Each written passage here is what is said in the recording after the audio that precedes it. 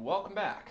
So, thus far, we've discussed the Phillips curve for output expressed in rates. So we have a rate of output and we have the rate of inflation, and how the signal extraction problem can cause output to rise above its natural rate in the event that actual inflation exceeds that of expected inflation.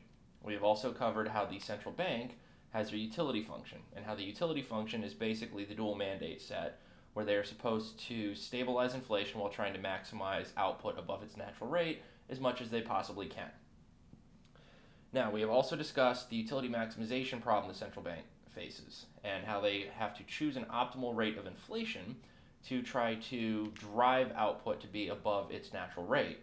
But this is where some of the game theory stuff comes in. Namely, if they announce a rate of inflation of, say, 0, right, where the public would go, okay, cool, we expect inflation should be at 0, but the central bank tricks them, they can increase output in the short run. However, the public eventually wises up and goes, well, I'm not sure I can believe you anymore. It's what's known as a trigger strategy, or in the case of this, where this is like a 2-period game, a grim trigger strategy. They sort of pull the trigger and, well, that's that. Now, that is all under the guise of adaptive expectations. That's where the public's expectation structure, their system, adapts to what happens around them. They consistently update their information set based on what they have observed in the past. Now, there's another type of expectations, which is the one we're going to talk about today. It's known as rational expectations. Under adaptive expectations, everybody basically walks in super naive. They have no idea what's going on, and they all just sort of assume, well, okay, I think everyone's going to play fairly. I think no one's going to cheat, stuff like that. And if they do get cheated, they update their information set and kind of move on from there, right? They learn. Hence, they adapt. Their expectations adapt based on what has happened previously. Now, what we're going to see is rational expectations. Under rational expectations, everybody has full and complete information on not just what they're going to do, but also what the other party, what the other player in the game is going to do. So, under adaptive expectations, if the central bank announces an inflation rate of 0, the public believes it. When the central bank cheats, they go, I don't think that's going to happen.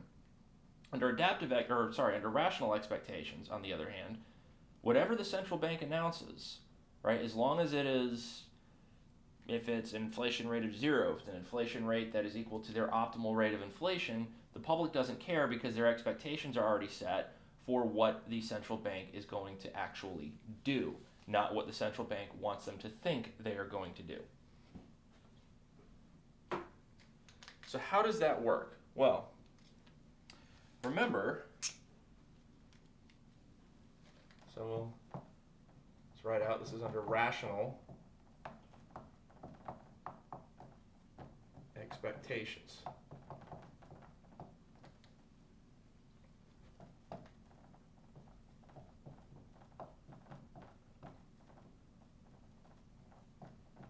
And here, the public knows the central bank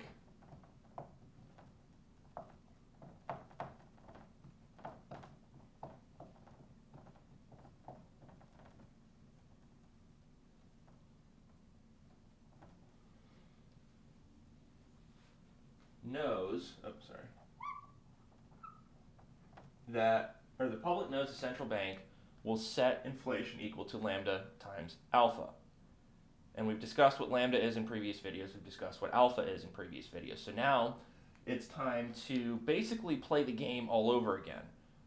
And we can do this in 1 period. We can do this for 2 periods. 2 periods would be sort of consistent with what we did under adaptive expectations. But as you'll see, we don't really need to, because under rational expectations, everything kind of happens in the first period. Right? So let's say we start the whole thing over again in the central bank.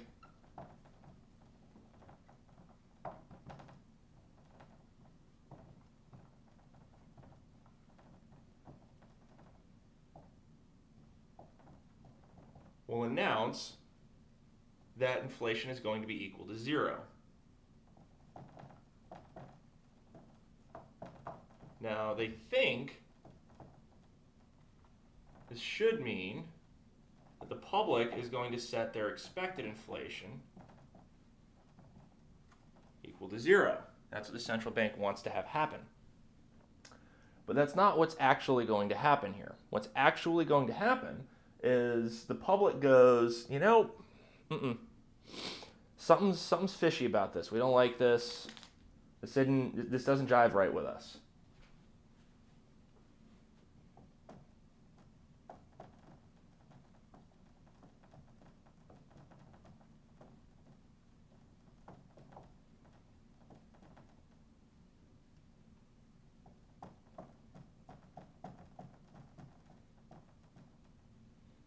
The public knows that inflation is actually going to be lambda times alpha. Therefore, they set their expectations of inflation to be lambda times alpha.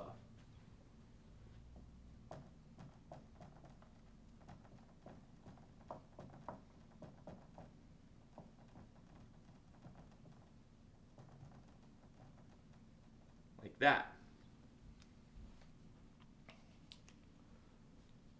So they set their expectations of inflation to lambda times alpha, but the central bank, on the other hand, thinks that they're going to be setting their expectations of inflation equal to 0. But the public has rational expectations, which means they know what the central bank's utility function is. They know the central bank's utility function. They know what the Phillips curve for output is. When the central bank maximizes their utility and they substitute the Phillips curve for output in there as their constraint, they know that what's going to happen is inflation is not going to be 0 like the central bank wants to pretend it's going to be. They know inflation is actually going to be lambda times alpha.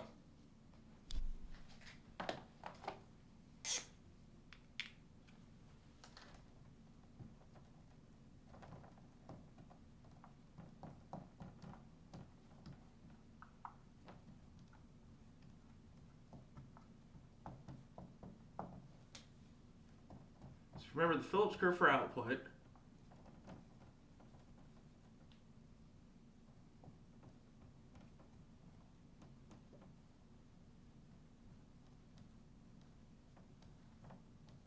is the following. Is this right here. Now, if expected inflation is equal to what actual inflation is going to be,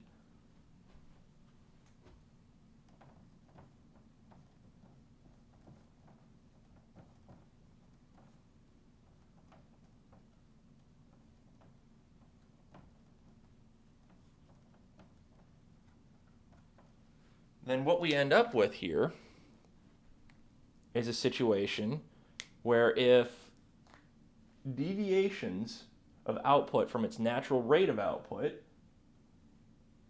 is expressed as deviations of inflation from expected inflation, but if inflation and expected inflation are the same thing, we have ourselves a little bit of a problem. It's like, spaghetti-o.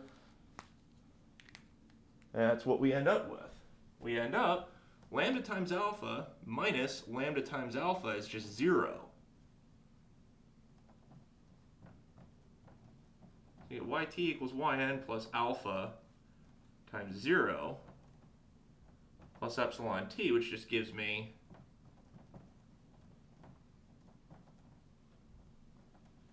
output is equal to its natural rate plus epsilon, which are shocks that don't account for deviations in inflation from its expected level of inflation, rate of inflation, not level.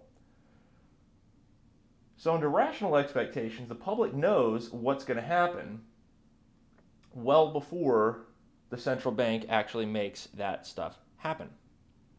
Not very good.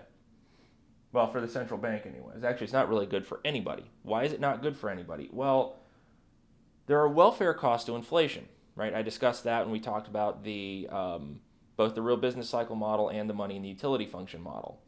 When there are welfare costs to inflation, we find ourselves at a little bit of a disadvantage here because there could have just been 0 inflation and welfare would have been much higher than it is when we have inflation greater than 0, but output still at its natural rate. Not very good, right? We would much rather have output at its natural rate with an inflation rate of 0. So when that isn't achieved, when inflation is higher than that, welfare is decreased.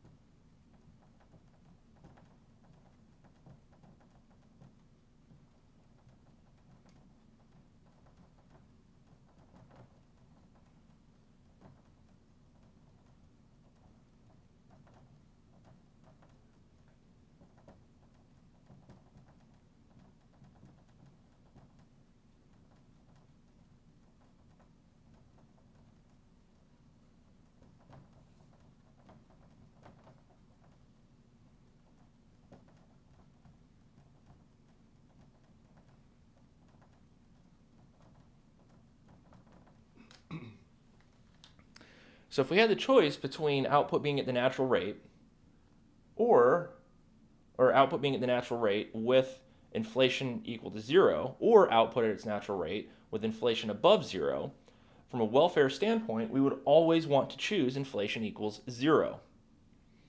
But if the central bank gets involved and they're trying to help, it's not like they're doing this to try to hurt people. They're trying to help. They're trying to increase economic activity. But the problem is they can't consistently increase economic activity by consistently increasing inflation. So now you're probably going, all right, well, that's awesome. Why don't they just, I don't know, raise inflation to lambda times alpha plus, we'll say, gamma, right? Where gamma is arbitrarily small yet greater than zero, right? I would say epsilon, like in the terms of like, or in the context of a real analysis course, you'd call it epsilon. But we kind of already have epsilon defined here, so you can't really do that. But we'll have some neighborhood, which would typically be called an epsilon neighborhood. We'll just call it like a neighborhood of gamma that is above lambda times alpha.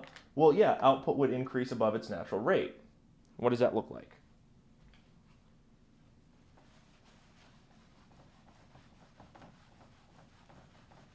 And I'm going to do this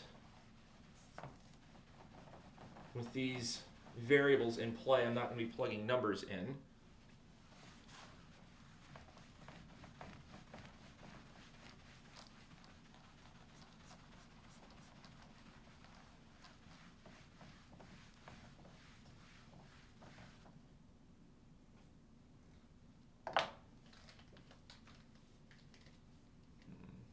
Light blue seems nice today. We'll use light blue.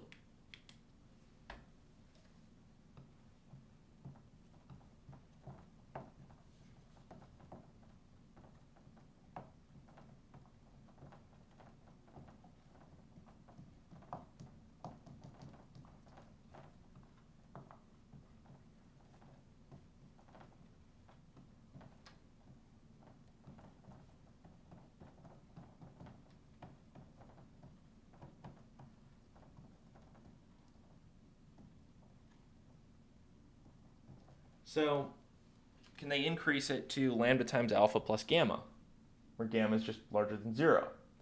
Is there a way they could do that? Well, I mean, theoretically, yes. Right? They could set that, but there's going to be two problems under rational expectations. First, well, the public's going to know that's happening, right? Because they know what the central bank's utility function is. And if they know what the central bank's utility function is, it leads to the second problem of what the central bank's utility function is. Remember what the utility function was.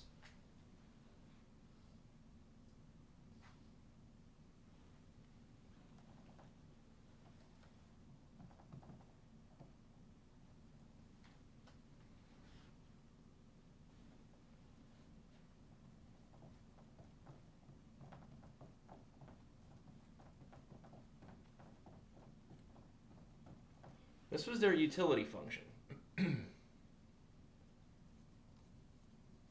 All right, well, let's see here. If we've got, under rational expectations,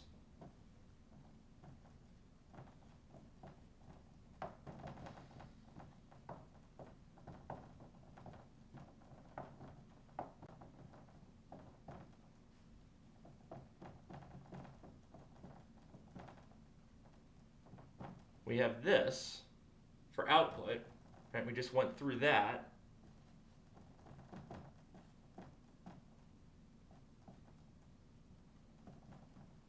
I plug that in there.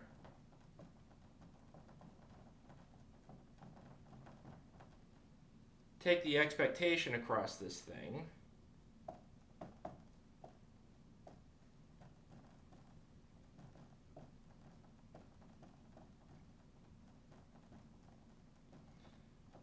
Remember, the expectation of these shocks is 0 every period.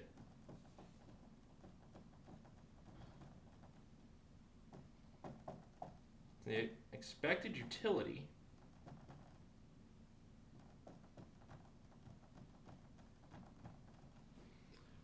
is negative 1/2 pi t squared.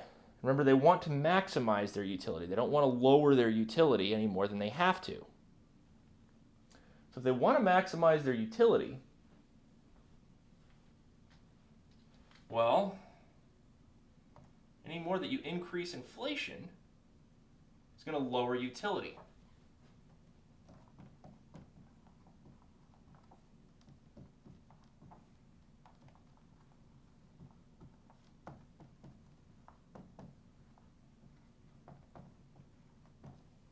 So a higher rate of inflation is going to mean a lower expected utility for the central bank. Central bank doesn't want lower utility. Who wants lower utility, really? Right? Maybe you want lower utility for other people, but you don't want lower utility for yourself unless you're a masochist. So if we were to increase inflation above lambda times alpha, well, that gets us to a problem because it's going to mean lower expected utility for the central bank. Not good. We don't want that.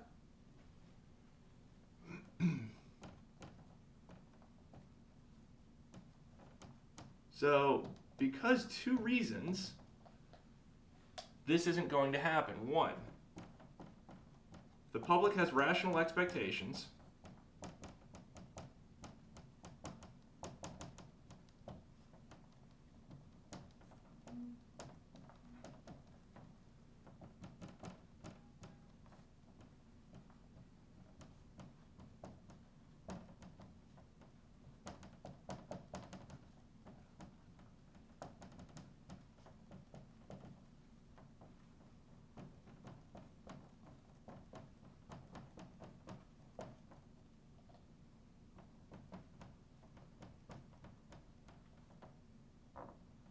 Public's got rational expectations.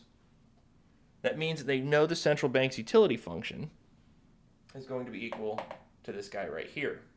So if they know that's going to be equal, or that that's their utility function, whatever the central bank tries to do, they update their expectations for it. They don't do it the period after, they do it the period of. Okay.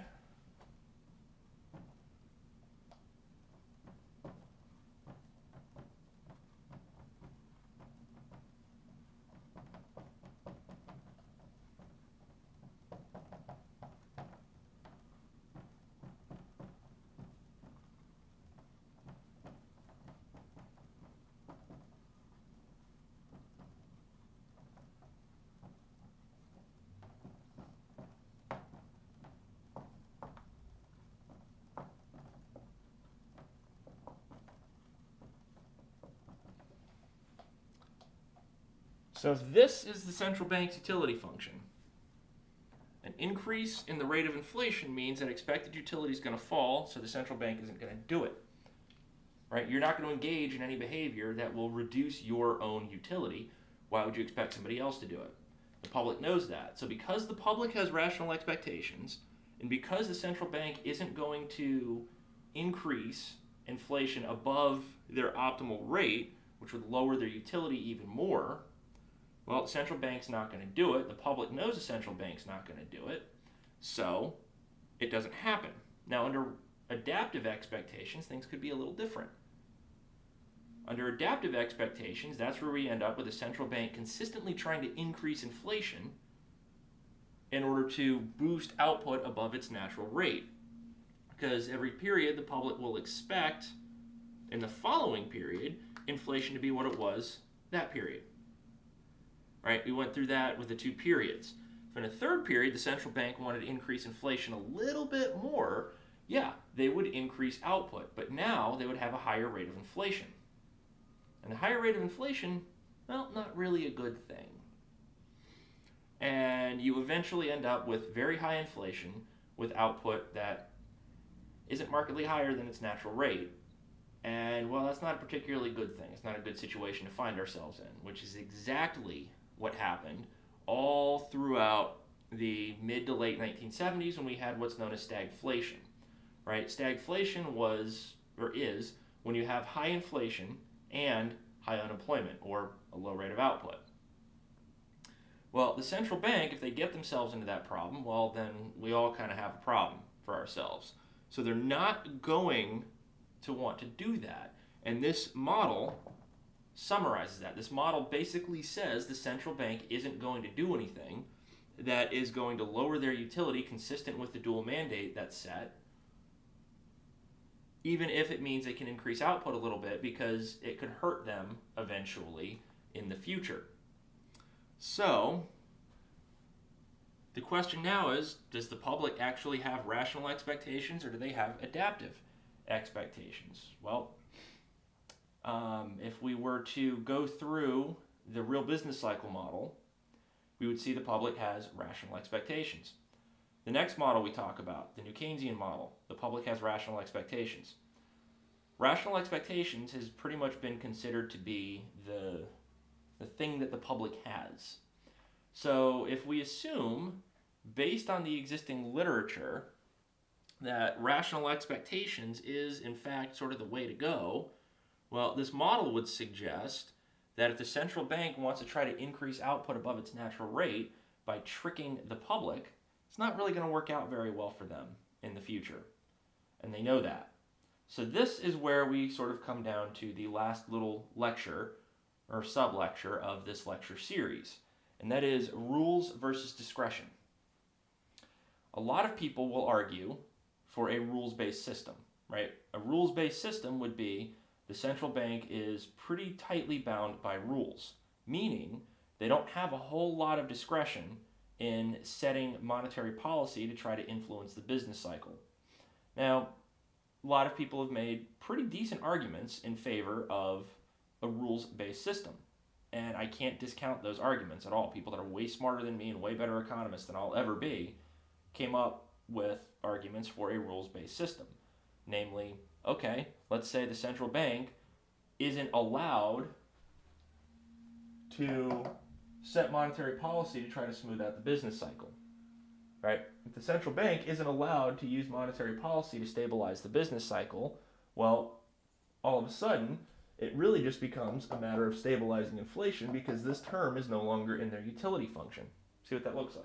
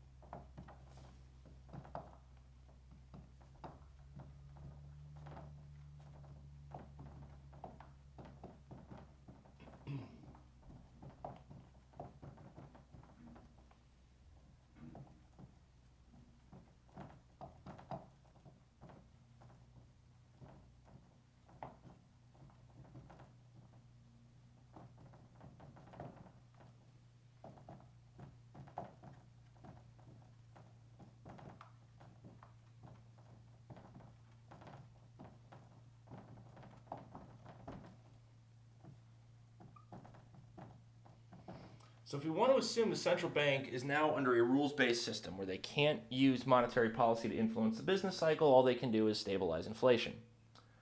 Well, I'll have UT with like R up there for rules, and their utility function would simply be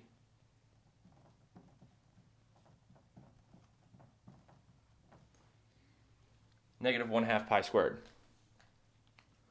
All right, well, what is, in this case, the optimal rate of inflation? Well, the utility maximizing rate of inflation, considering, of course, the Phillips curve is still what it is, the utility maximizing rate of inflation would be 0.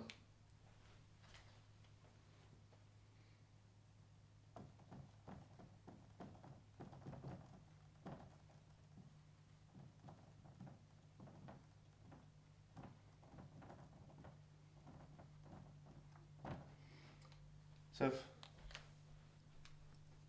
inflation is 0, utility for the central bank is now maximized, regardless of what's happening in the business cycle. All the central bank is now going to do is basically keep inflation at 0. And they're going to balance money demand and money supply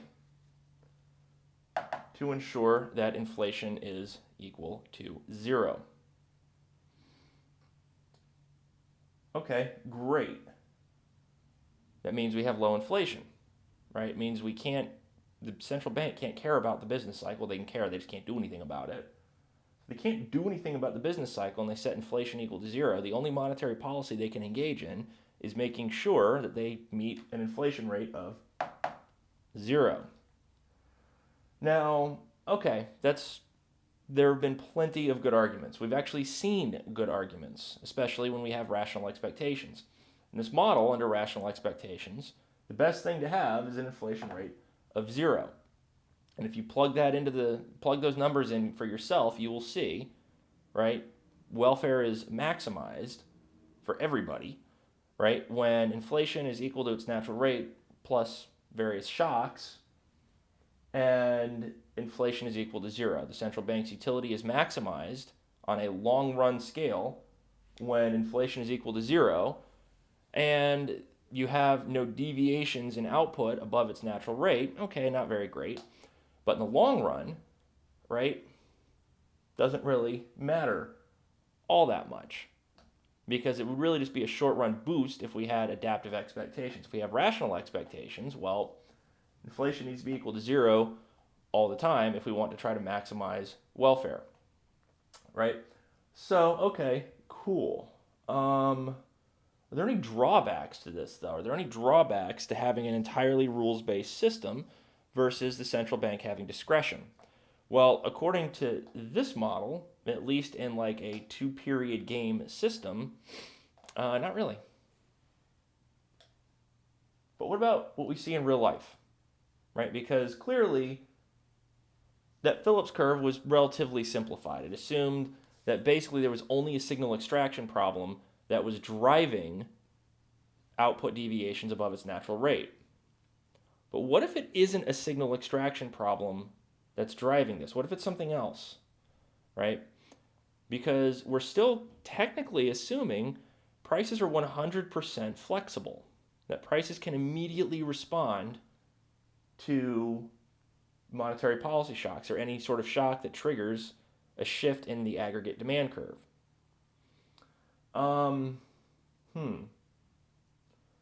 What if prices are slow to adjust? Well, if prices are slow to adjust, well, that means that basically, regardless of what everyone knows the central bank is going to do, right, even if they know what inflation is going to be, that doesn't mean that they can adjust their prices accordingly. It might take them a couple of periods, could take them a couple of months or a year to be able to fully adjust all of their prices. So if we have a price mechanism where prices aren't allowed to adjust immediately, then all of a sudden, a rules-based system may not actually be appropriate, because the central bank can increase the rate of inflation more or less consistent with swings in the business cycle, because prices are slow to adjust, Therefore, they can increase output a little bit in the short run, and it would happen for more than just one period. Everybody would know what the central bank's going to do. But because they can't react under other types of scenarios, we'll say, they can't react due to other forces, namely the price mechanism, they can't react to that and update their expectations, well, we got ourselves a little bit of an issue here because now they can actually increase output. Not forever, of course, it's still just really in the short to medium run, but they can increase output a little bit, which gives them a little bit of flexibility, a little bit of wiggle room when it comes to how they set monetary policy. Therefore, when prices are slow to adjust, discretion may actually be a better tool to use. Now, I'm not saying it's the best tool to use. There are still arguments against discretion in that case. But as we will see in the upcoming model, the new Keynesian model, that if we were to give the central bank discretion rather than just bind them under a rules-based system, things may actually work out a little bit better. But that is for a different lecture for a different time. So this wraps up the monetary policy and time inconsistency stuff. So we've covered, well, basically everything out of that chapter. We're going to talk a little bit about impulse response functions and how to interpret them. Basically, these are dynamic responses to shocks within the model. We're going to look at those. We're going to learn how to interpret them. We're going to test the real business cycle model using some of these impulse response functions where we essentially take real-world data, plug it in, and see if it's consistent with what the real business cycle model should have us think would be happening. We'll see that, well, spoiler alert, it's not really going to hold up all that well under certain types of shocks. It holds up really well under other types of shocks. And, well, from there, we will move on to a model that explains things just a little bit better. So that will be that for now. Until next time, meaning probably in the next day or two. There's going to be a lecture on that, and then it's the new Keynesian model for the rest of the semester, where we also apply some more relevant real-world scenarios, various business cycle developments, and we can see exactly how all this stuff kind of appears to work out and how, or whether or not it's consistent with the both theoretical and empirical literature on the subject. So thank you for watching. This concludes this particular lecture. And I will see you guys in the next video. Thanks for watching.